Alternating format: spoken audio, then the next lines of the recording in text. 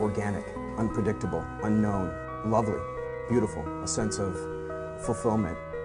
This is part of the pleasures of life and not the chores of life.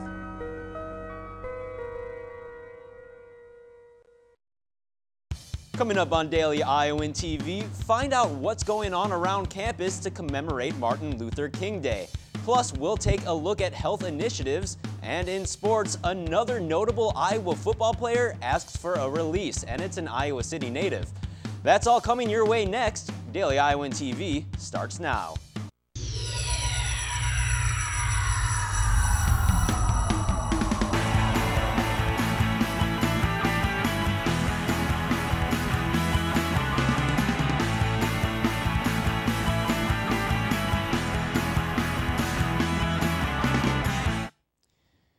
Welcome into Daily Iowan TV, your television news, sports, and weather source for the Daily Iowan, on a day that we remember the past accomplishments and achievements led by Martin Luther King Jr.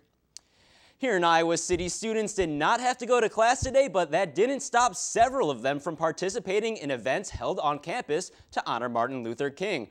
Earlier today, nearly 50 people gathered around the old Capitol building to participate in a unity walk. 5 UI drum majors led the group who marched around the Pentecrest. Following the walk, Judge Ramada D. Bletcher spoke to the group, as well as University of Iowa President Sally Mason.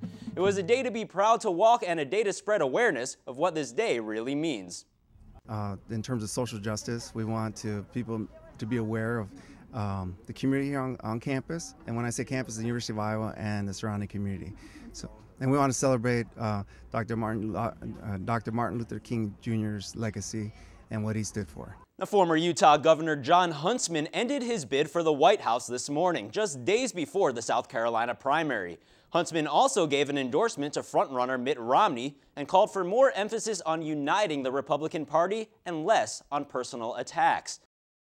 Today I call on each campaign to cease attacking each other and instead talk directly to the American people about how our conservative ideas will create jobs, reduce our nation's debt, stabilize energy prices, and provide a brighter future for our children and our grandchildren. Huntsman finished last among the major candidates in the Iowa caucus, accounting for 0.6% of the votes. So Huntsman's out of the race, but let's take a look at some of the other top stories around the world. We'll start by sticking to the race to the White House. 2 frontrunners in the state of Iowa are still going at it in full force. Earlier today, Newt Gingrich was hoping that Mitt Romney would accept a challenge to a one-on-one debate on Friday night. Gingrich doesn't believe that the Iowa and New Hampshire caucus winner will accept this challenge, but Gingrich is willing to even donate the cost of the ticket costs of a charity of Romney's choice. I would be glad to debate him anywhere in the state on Friday for 90 minutes, just the 2 of us, and you can decide who's more electable. And 4 Kentucky students were among those on the cruise ship that tipped on its side over the weekend. And as you see, they were emotionally reunited with their family, friends, and loved ones this morning. There are still 16 people unaccounted for, including 2 Americans. And finally, if you're a customer on the popular web-based company Zappos.com, you and the rest of their 24 million customers are at risk. The online retailer has confirmed that hackers have accessed their server, compromising email addresses, phone numbers, and partial credit card numbers. The company believes that the hackers did not access passwords, but they're still asking all customers to reset them as a precaution. Still to come on Daily Iowan TV, new rules are in place when it comes to parking in the snow. We'll tell you how to avoid a $50 fine. Plus, find out how Iowans are preparing to meet the goal of making Iowa the healthiest state in America. And then later in sports, the Iowa basketball team heads to Purdue Tuesday, hoping to accomplish something that the program hasn't done since 2007. But first, Nick Robertson is in our Daily Iowan TV weather studio for a look at your local weather forecast. And it was pretty nice most of the day today as students started to return to campus. But Nick, I have a feeling we shouldn't get too used to that. Yeah, Jake, you're absolutely right. It wasn't too cold outside today, but you could expect chillier temps and the possibility of more snow Tuesday, though we shouldn't see much more than 1 inch. Looks to be about 20 degrees with the high winds, and we can expect to start seeing that snow fall in the early morning. By midday, we'll actually dip down to 19 degrees and remain windy. Tuesday night, we'll get down to 13, but you can expect the wind to die down by then. So hang in there because Tuesday looks to be the coldest day of the week. So, Jake, you can expect slightly warmer temps through the end of the week. All right, thanks, Nick. Well, the temperatures may not be as cold as past winters, but that's not going to stop snow from falling, and you may want to look at some of the new parking rules during snow emergencies. These rules get a little tricky, but when the city has declared a snow emergency, drivers that normally park on either side of the street will now have to alternate sides to allow additional room on the road. So on odd number days like January 15th or 17th, for example, drivers will have to park on the odd number sides of the road. On even days like February 2nd, drivers will park on even sides of the street. To find out if a snow emergency has been declared, check the website or call the number at the bottom of your screen. Now, parking cars in the snow isn't the only parking change in Iowa City. Beginning this month, moped drivers in Iowa City will be ticketed for parking in non-designated areas. An ordinance approved by the City Council last summer requires moped operators to park in newly designated spots downtown. Now, moped operators must pay $45 for a yearly parking permit, and a $15 ticket will be given to any mopeds parked on the sidewalks, bike racks, and other non-designated areas. This new city ordinance coincides with the regulations already in force for university property. And an Iowa City man is facing felony charges after authorities allegedly found a handgun during a search of his residence. 27-year-old Ricky Lamar Wallace is being charged with possession of a controlled substance as well as a felon in possession of a firearm. Authorities also allegedly found marijuana, digital scales, and packaging materials during the search. Wallace already had a felony drug conviction in Illinois back in 2004. And if government officials have their way, Iowa will be shrinking by the year 2016. Daily Iowan TV's Josh Bolander explains.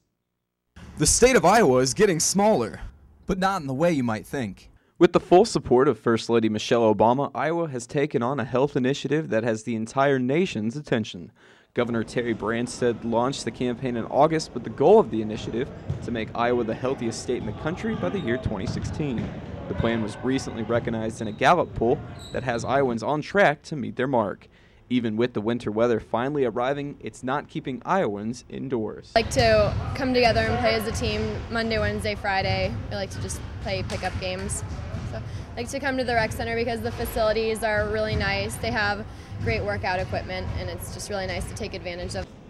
While the plan aims to help Iowans shed pounds and improve their overall health and quality of life, the initiative is also expected to fatten wallets. Branstad is projecting the plan to save $16 billion for the state's budget through reduced healthcare costs and higher productivity. Iowans can expect to see changes in their cities as well.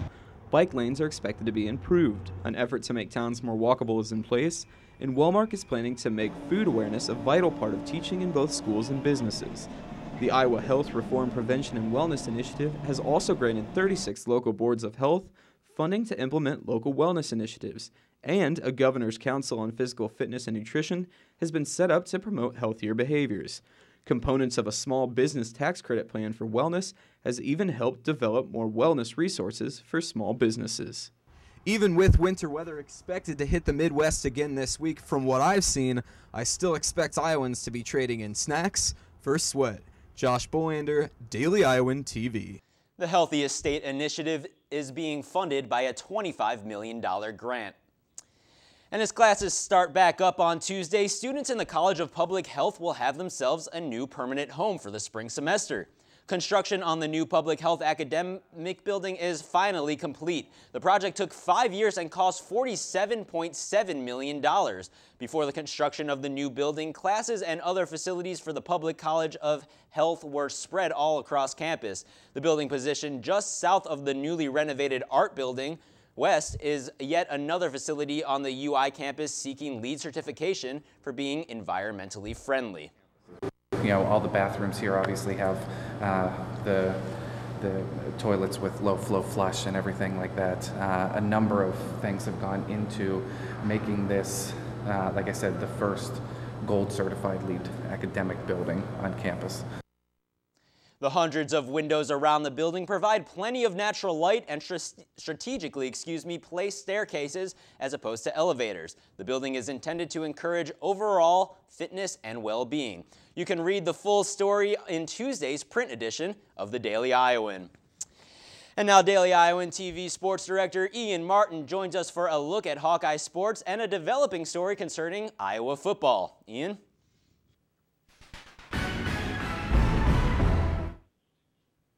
Yeah, that's right, Jake. Iowa linebacker A.J. Derby will transfer, according to a release from Hawkeye football head coach Kirk Ferentz today. The former City High quarterback, who was recruited for the same position, spent 2 seasons at Iowa, his first as a redshirt player before moving to Norm Parker's defense in 2011. The move came shortly after Derby was arrested in Iowa City on October 1st on charges of criminal mischief and public intoxication after an incident where he punched out a window of a bus. The 20-year-old said today in a release that he didn't feel Iowa was the best fit for him to reach his goals as a student athlete, although Derby did add, though, that he wished his teammates luck in the upcoming year, especially his older brother and junior tight end, Zach Derby. Derby's career numbers come out to 3 completions on 6 passes and a solo tackle on special teams in 9 games played, all of which came this past season. There is no current news on where Derby plans to transfer. And the men's basketball squad has had a roller coaster ride since the beginning of their conference slate. And now Daily Iowan TV Sports' Mike Howell tells you what the Hawkeyes should expect Tuesday at Purdue. The last time Iowa had a 500 Big Ten record after 6 conference games was back in 2006-2007 season. Steve Alford was the coach, Adam Haluska was the leading scorer, and Matt Gatens was a junior in high school. Now a senior in college, Gatens is the leading scorer, and the Hawks are 3-3 after the toughest part of their schedule. 4 of the last 5 teams the Hawks have played were ranked in the top 15 when they played. They also saw 2 road victories where they haven't won in over 5 years versus rival Minnesota and Wisconsin. Only 3 remaining teams are ranked in their next 12 games, and Gatens is confident more wins are possible. Absolutely. It's our 6th game, 12 more Big Ten games ahead of us. A lot of good teams still on the schedule, so we got to keep preparing with this same mindset, same preparation, and good things will happen. Riding the high of beating 13th ranked Michigan, the Hawkeyes now go back on the road to face a team that gave them their first Big Ten loss, Purdue. The Hawks played well in the first game, only losing by 3, but never led in the second half. Purdue has gone 2-2 since, but are coming off a crushing defeat at home to Wisconsin, who broke their 26-game home winning streak. If the Hawks want to give the Boilermakers their 2nd straight loss, they'll have to limit Purdue's leading scorer, Robbie Hummel, who scored 16 points against the Hawks in Iowa City. Farron McCaffrey knows a win in West Lafayette will not be easy. And it's going to be another physical game at Purdue. Tough place to win, athletic, powerful. Matt played a lot of 4 guards against us, just like John did today. But they're quick to the ball, and they're flying at the glass, and they're going off the dribble, so we've got to do a better job. Mike Howell, Daily Iowan TV Sports. Now, there could be another potential milestone for Fran McCaffrey, as a win by Iowa at West Lafayette would have a winning record for the team in the Big Ten for their first time since March 2007, when the Hawkeyes actually finished the regular season at 9-7 in conference play. Let's take a look at the current standings in the Big Ten basketball. There's still no clear favorites in one of the topsy-turvy conferences in college basketball, and Iowa has a chance to move as high as 4th place on Tuesday night with a win over Purdue, guaranteeing them at least 5th place. Michigan and Michigan State are playing tomorrow in Ann Arbor as well, meaning at least one side ahead of Iowa will take a loss. The bottom is not exactly clear, though, as red rivals Indiana and Wisconsin have identical conference records to the Hawkeyes, and even last placers Penn State and Nebraska just 3.5 games out of that first place spot. Now, that's all for tonight, but tune in to Daily Iowan TV Sports tomorrow night to learn a little bit more about Iowa's seemingly unstoppable wrestler, Tony Ramos.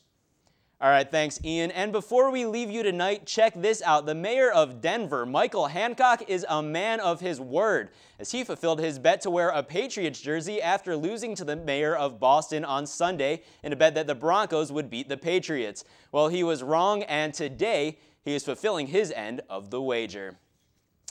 And only with Daily Iowan TV can you get a sneak peek into the print version of Tuesday's Daily Iowan.